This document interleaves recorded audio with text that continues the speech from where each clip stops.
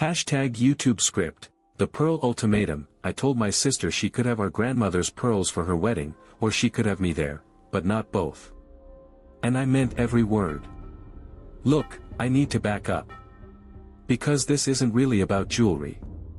This is about standing up for the person you love when everyone around you is trying to push them out. I'm 37 years old. I've been with my partner for 4 years now, and he's the best man I've ever met. He's funny, charming, kind, caring, the kind of person who makes you better just by being around him. And yes, he was born with achondroplasia. He's a little person. And apparently, that's something my family has decided is a problem. When we first got together, the comments started immediately. Behind his back, of course. My relatives would say things like, "Oh, she must be desperate," or, "I guess she's given up on finding someone normal." It was disgusting. And the worst part? When we were younger, some of those ideas had gotten into my head too. I'm not proud of that. But I worked past it, and I did the hard work to unlearn the bigotry I'd internalized. For 2 years, my family and I clashed over him. Constantly. I fought with them, I set boundaries, and honestly, I ended up cutting contact with most of them because they wouldn't accept him. He kept telling me not to do it, that he could handle it, that they were just close-minded idiots. But I didn't think he should have to endure that kind of disrespect. He didn't deserve it. The only person I kept in regular contact with was my sister.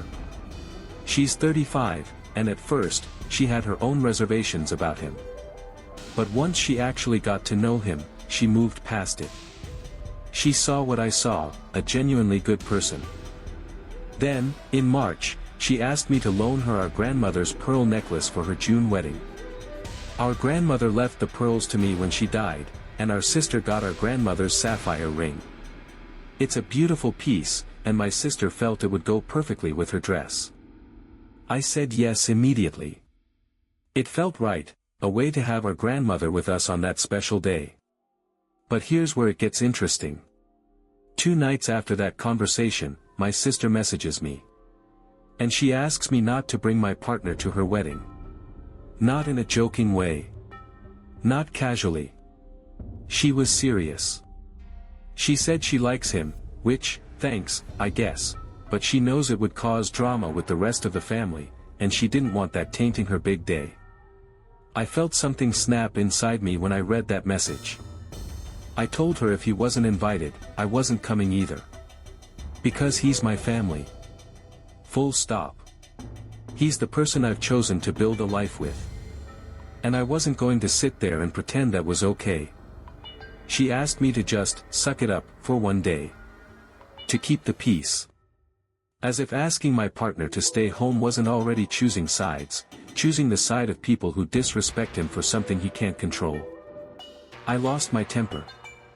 I told her she could invite us both, or she could invite neither of us. And then I said something I wasn't proud of in the moment. I told her she wasn't getting the pearls if he wasn't coming. I know how that sounds. And immediately, she accused me of holding the pearls hostage. She said I was using family jewelry as leverage to get what I wanted. That comment hurt. Because it felt like she was saying the necklace mattered more to her than I did. That having some beautiful jewelry was worth more than having her sister and the man I love at her wedding. Don't get me wrong, I understand her position. I really do. Our family members would make comments. They'd be judgmental. They'd probably say cruel things. And yes, that would put a damper on the celebration. But why should my partner be the one to suffer for that? Why should he be hidden away like he's something to be ashamed of? He's never been anything but kind to my sister. Never. He didn't deserve to be excluded. The thing is, when I said she couldn't have the pearls without him there, I wasn't trying to manipulate her. I was trying to show her that she couldn't benefit from the closeness we share, the intimacy of sharing a family heirloom, while simultaneously rejecting the person I love. Those things don't go together. They can't. But here's what really got to me, my partner was upset with me about the whole thing. Not because he agreed with my sister, but because he was worried I'd regret missing the wedding. He told me I might wish I'd gone, and he didn't want that for me. Even in a moment where he had every right to be angry at how he was being treated, he was worried about my feelings. That's the man we're talking about here. I posted about this online, looking for some perspective, and honestly, most people agreed with me. They pointed out that the pearls are mine, I inherited them. I'm not holding them hostage. I'm choosing who gets to borrow my property, and I'm choosing not to loan them to someone who's actively excluding the person most important to me. One commenter really made me think, though. They said I should have framed it differently. That instead of using the pearls as a condition, I should have been clear that I simply wouldn't share a family heirloom with someone who refuses to accept my family. They suggested I tell my sister that I was disappointed she chose to punish an innocent person to appease intolerant relatives. That her choice to exclude him was hers to make, but so was my choice about the pearls. And they were right. I did frame it in anger when I should have kept my cool. I should have explained that I simply don't share family treasures with people who reject my family. Full stop. No conditions. Just a natural consequence of her decision. The truth is, I've been fighting with my family over this man for 2 years. 2 years of defending him, of cutting people off, of drawing lines in the sand. And I was exhausted. When my sister, the one person I'd kept in contact with, the one person I thought understood, asked me to hide him away, something broke. I couldn't do it anymore. Now, here's what I keep coming back to: what would our grandmother have thought of all this? I was only 8 when she died, so I don't know for certain. But I'd like to believe she would have liked my partner. I'd like to believe she would have been kind to him. And I'd like to believe she wouldn't have wanted her pearl necklace to be worn by someone who couldn't stand up for what was right. My sister already has our grandmother's sapphire ring. That's her something old and something blue for the wedding.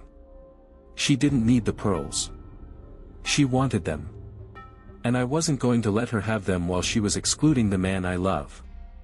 One more thing that haunted me: I worried that if I did loan her the pearls, I might not get them back. And not because my sister would deliberately keep them, but because our parents might convince her that I don't deserve them. That's how toxic this family dynamic had become. I love my sister. I really do. But sometimes loving someone means saying no. Sometimes it means drawing a line and not letting people you care about benefit from your sacrifices while they reject what you've sacrificed for. In the end, I chose my partner. I chose to stand by the person who's been nothing but good to me. And whatever happened at that wedding without us there, whatever comments were made, whatever drama unfolded, at least I could live with myself. Because some things are more important than pearls.